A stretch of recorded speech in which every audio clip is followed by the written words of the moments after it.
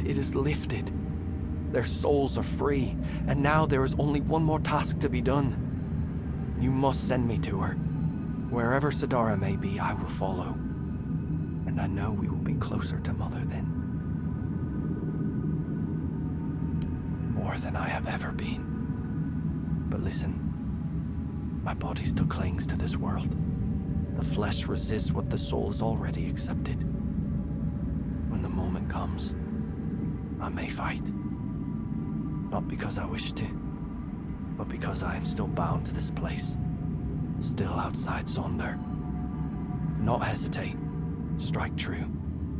And when I am gone, let the wind carry my name to Mother. And yet, if you will not raise your blade, then I must raise mine. Not out of hate, not out of fear, but so you do not have to make the choice yourself. Forgive me.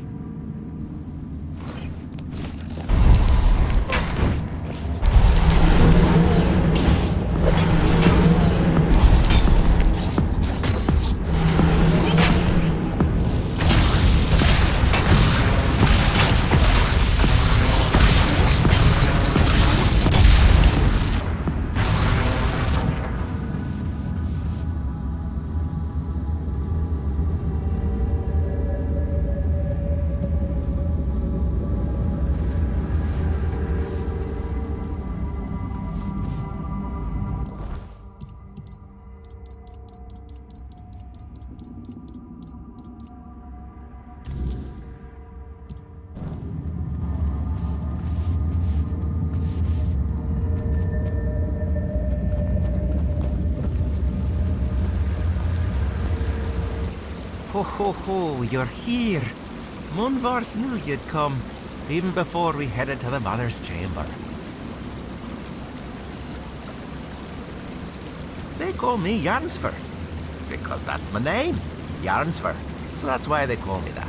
Makes sense, doesn't it?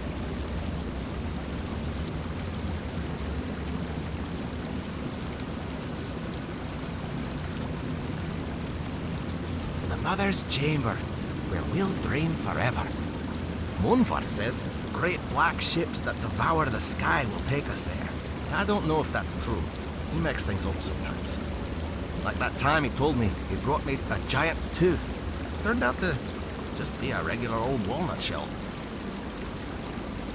He's my friend. My raven friend. I mean, he's a raven. Feathers, wings, a beak, all the raven things. And he's the reason I'm worried. Well, not really him, actually. It's my stupid head, always forgetting things. Before I entered the Mother's dream, I told myself, Jarnsver, remember to let Munvarth out. And, of course, I forgot. Damned useless head. I'd rip it off my shoulders and toss it into the abyss if I could. Yeah, he talks to me a lot. And sometimes he says things that make me really wonder how he even knows them. When I asked him, he just said it's a raven secret. But funny thing, he only talks when it's just the two of us. If anyone else is around, he clams up like a corpse. You know, that could actually be it. I mean, I never thought of myself as a mystic. I always figured I was just spouting nonsense. But maybe I'm actually speaking in mysticisms. Oh, that would explain why I forget everything. My head is filled with mystical secrets beyond mortal comprehension, and there's no room left for mundane things. His cage. And the cage is back at the house. But not here, on the other side. You know, in the waking world. Because we're in a dream right now, right? Sometimes I mix it up and forget where I even am. It's this stupid head of mine, I swear. If Munvar stays in that cage, he'll starve to death. I left him food, but not enough to last a lifetime. Well, I mean, it'll last a lifetime. Just a short one. You don't have to rub it in. I already feel bad enough. Not only did I leave him, but as long as I carry this worry, I can't go deeper into the dream. You will. I'd do it myself, but I can't go back anymore. For Toids, dreams are a one-way journey. Both Munvarth and I would be forever grateful. Here, this is the key to his cage. It works like any key. Just stick it in the lock and turn it. I hope I can travel back to the waking world. And please, make sure to apologize to Munvarth for me.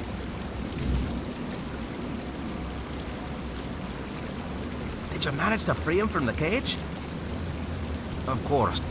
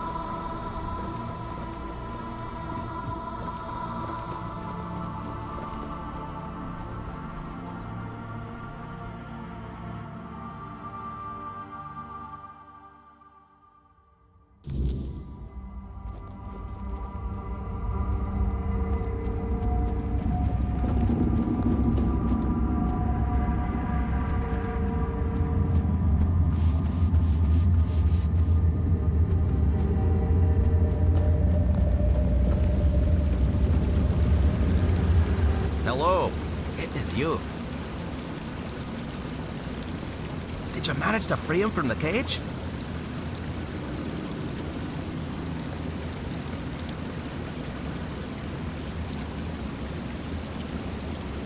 Thank you. I hope he finds a new home, or at least some other ravens to keep him company. And I can already feel my burden lifting. Now I can join Mother and Senya in their chamber.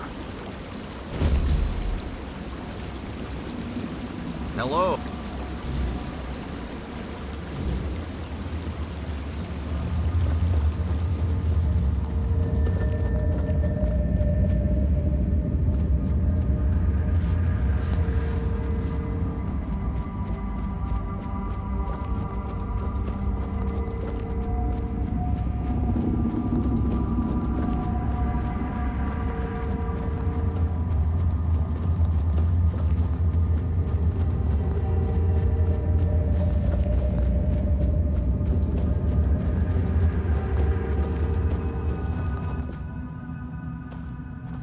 You have come, walker in the weirdness. Jarnsfor, Rune, Alfild, Thrym. You do not yet grasp the weight you have lifted from their shoulders. No matter how great or small their burden, it still bound them, kept them from journeying towards the deepest layer of the dreaming. But now they may step into Mother's chamber, and you shall be granted this privilege as well. After all, this is why you are here, is it not?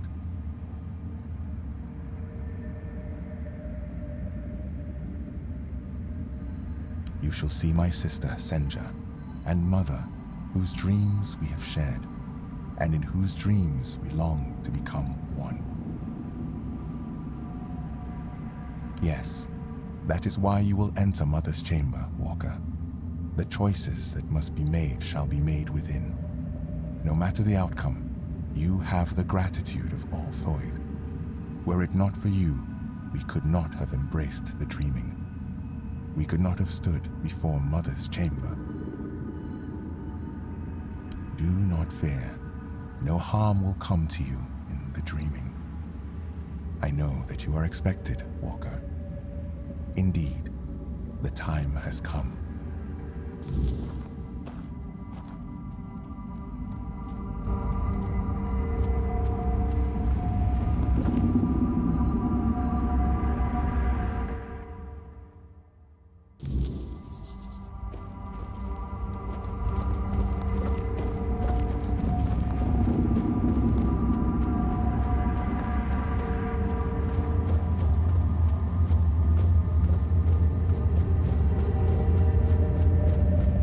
watched your journey, Walker in the Weirdness.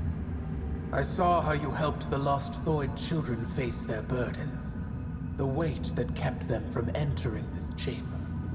For that, you have my gratitude. But I know you have your own purpose. Now tell me what it is.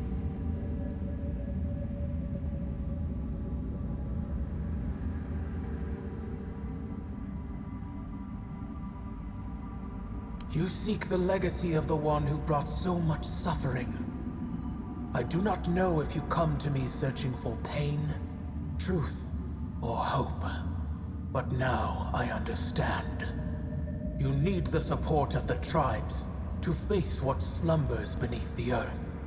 Tell me, human child, why?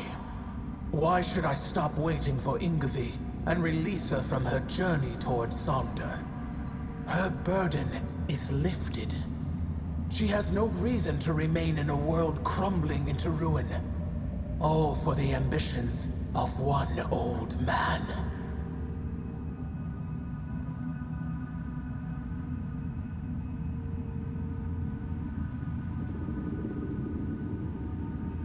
The Thoid are not needed by anyone.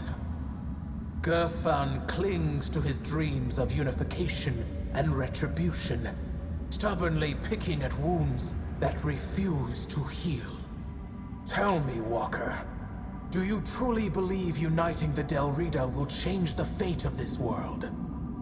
That marching for Camelot will break the cycle? The Thoid have suffered enough. Now they have a choice. Leave this crumbling world behind, or stay and drown with it. You ask me to let them fade into nothingness. I cannot allow that. I don't want to. Enough. There is no reasoning with the giant's stubborn nature. No matter what you say, she'll keep dragging you deeper into the labyrinth of her mind. That is why I ordered the giants to sleep. Their nature was unpredictable. They reveled in strange manipulations, willing to wager their own lives in primitive bets and frivolous games. And so, I speak. Whatever this one demands, grant it. That is the order of the king to whom you swore fealty. I was wondering how long you would stay silent, letting the human whose body you stole speak for you. You have lasted surprisingly long. I suppose emptiness and oblivion have taught you some humility. Nevertheless, greetings, Arthur. I am glad I have finally dreamt of this moment. The moment I can tell you, face to face, that everything is your fault. Avalon is falling because you existed. Because you continue to exist. This is also the moment I accuse you of murdering my children. And the children of the other giants.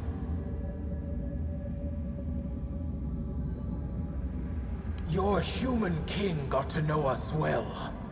When he ordered the giants to sleep, he knew that our children could not dream. Dreaming is something giants grow into with age. Having no choice but to obey, we left our children behind in the waking world. Alone, defenseless, condemned to the coldness of death. Quiestra, the child I once held in my arms, never dreamed with me. While I built layer upon layer of my dreaming, she was dying. But I had time. Enough time to dream of Sonder. A place and a state where death holds no power. There, I will dream, Quiestra. I will give shelter to the entire Thoid tribe, including Ingvi.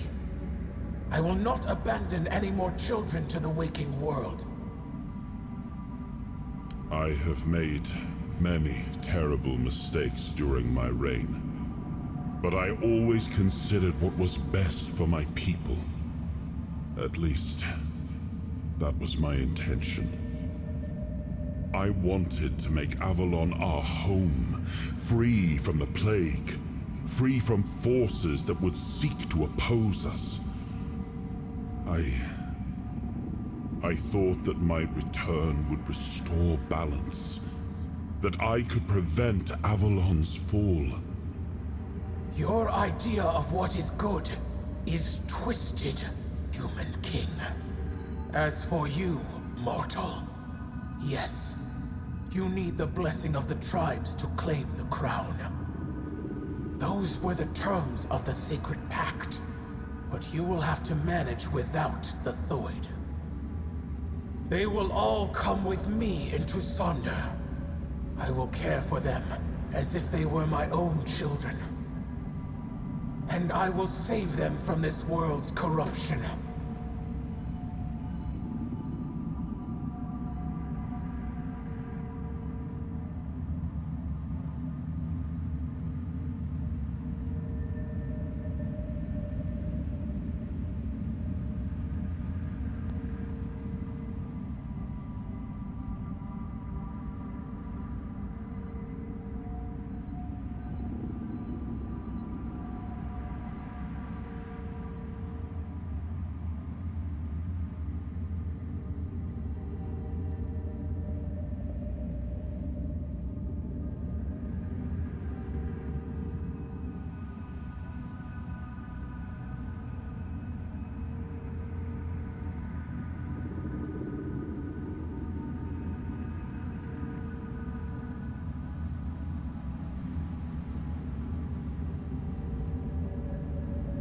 And what kind of worlds were they, Walker?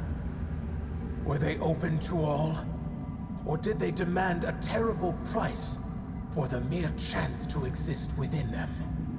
Whether this is reckless bravado or blind faith in the king's promises, my stance on Ingavi remains unchanged. Our meeting ends here, Walker.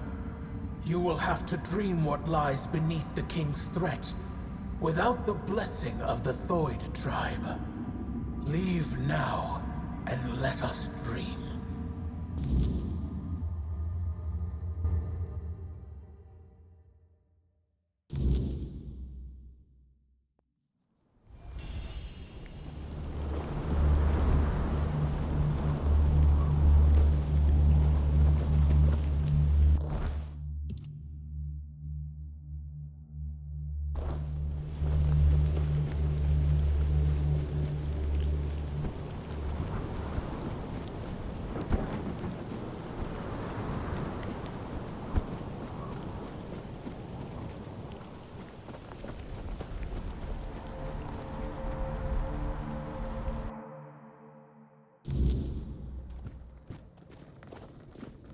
Walker in the weirdness, you return. Welcome.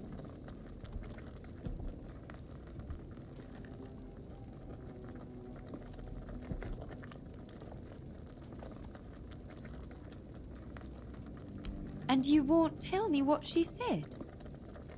Do you want me to oppose Mother if my decision goes against her wishes? No, Walker in the weirdness. I will not allow you to manipulate me. If you refuse to tell me what Mother has asked, I will enter Sonder and ask her myself.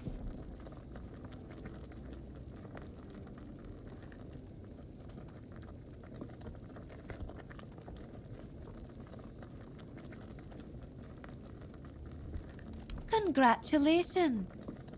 With that one sentence, you have proven just how little regard you have for me, for my entire tribe, and for our beliefs.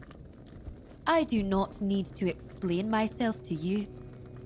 You may have done us a great favor, but now I see that your intentions were never pure. There is something you want, isn't there? A gift from Mother?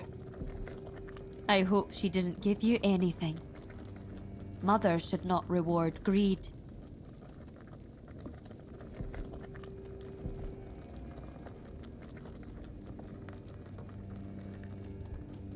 Well, I won't. Gerfan will have to manage on his own.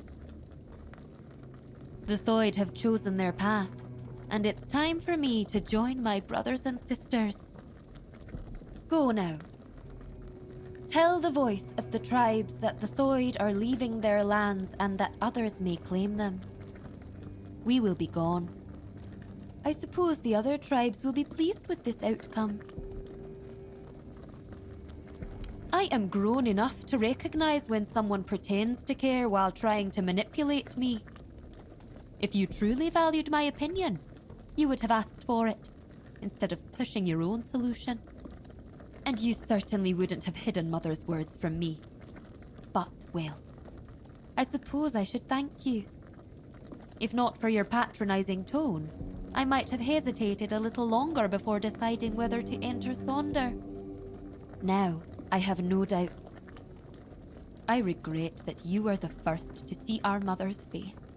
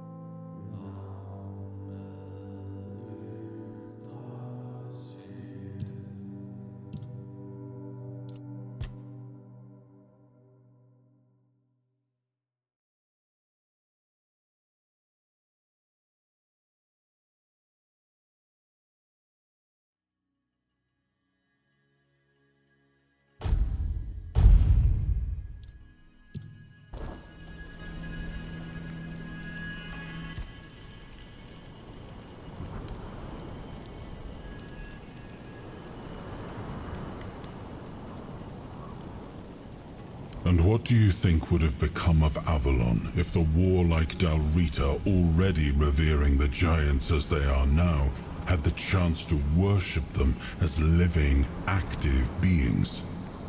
The giants were too powerful to remain among us, especially on lands gifted to the tribes of the Dalrita. There were those among us who demanded their complete destruction. That I would not allow. It was already punishment enough that they enslaved their own children and used them as a bargaining tool. I do not blame the Theod mother for her anger. She has every right to it. At the time, I saw no other way. We had no way to control the giants, and we couldn't allow them to form an alliance with the Four Dwellers. So we resorted to deception. The giants are cunning creatures. Had we not gained the upper hand, they would have turned on us at the first opportunity. I am not proud of it, but war follows its own cruel laws.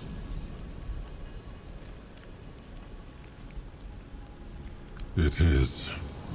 And you should stop asking questions when you already know the answer. That way, you won't be so easily bored.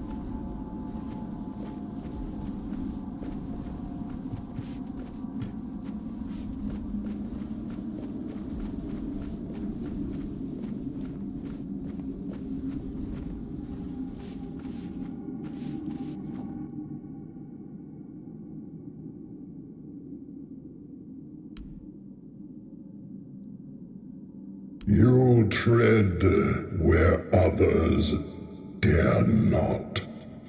Speak, mortal.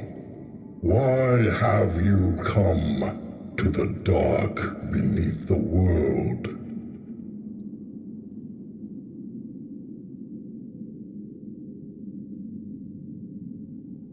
Help? No, mortal.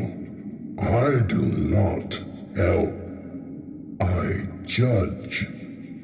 I weigh the worth of those who come seeking the secrets of the deep. If you wish my blessing, you must earn it in the shadows, where fear walks beside you.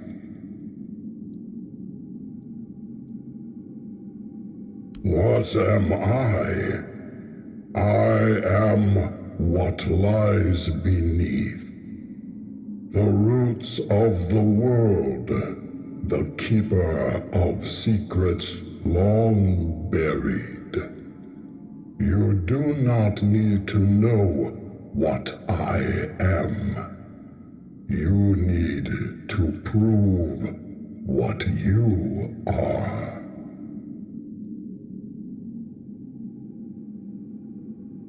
Trigva. His corruption festers even here, staining the roots of the world. If you wish to destroy him, you must prove you understand the price of power. Show me you can take what the depths demand. Courage, wit, and sacrifice. The heart and the mind, both are tested here. Bring me what lies at the core of your enemies. The heart and the brains of a beast will prove your courage and cunning. Only then will you earn the blessing of the depths.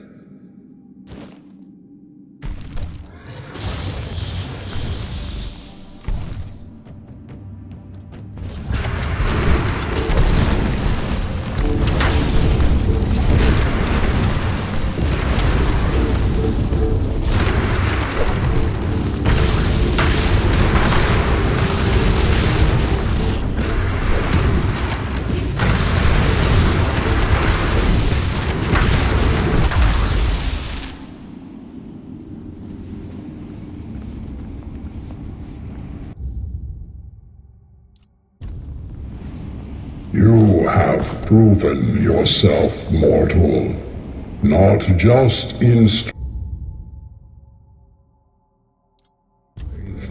but in will. Few dare to face the darkness, and fewer still emerge victorious. You have earned the blessing of the depth. Take it, and know it binds you to the weight of what lies below, the unyielding, the eternal, the unseen. This fragment is yours, forged by the shadows and the earth itself. Go now, and tread carefully. The depths remember all who walk them.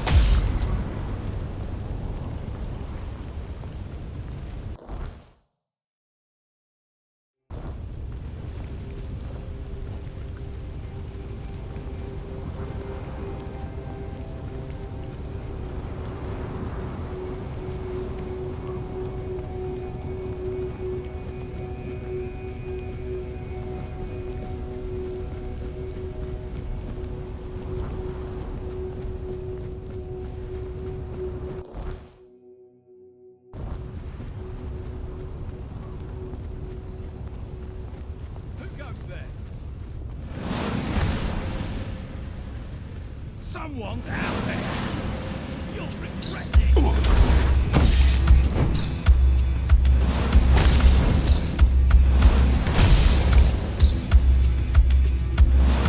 You're in for a world of hurt!